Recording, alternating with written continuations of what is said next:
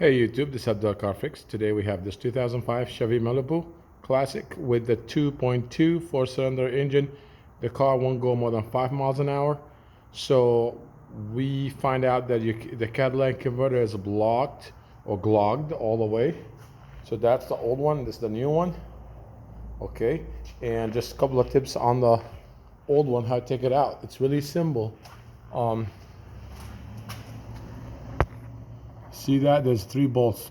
It's all 3 15 mil right here. They're 15 mil.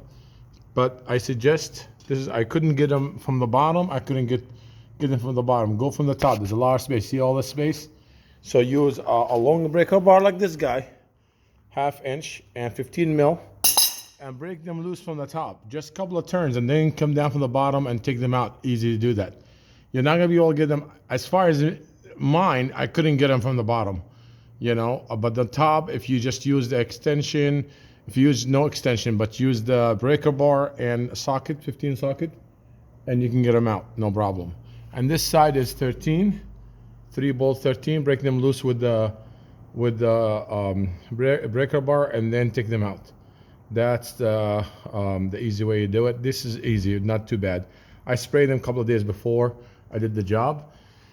That's how you could do a catalytic converter out of here, and reverse the procedure on the installation. Make sure you use new gaskets. Usually the new catalytic converter comes with new gaskets, and snug them, and that should take care of it.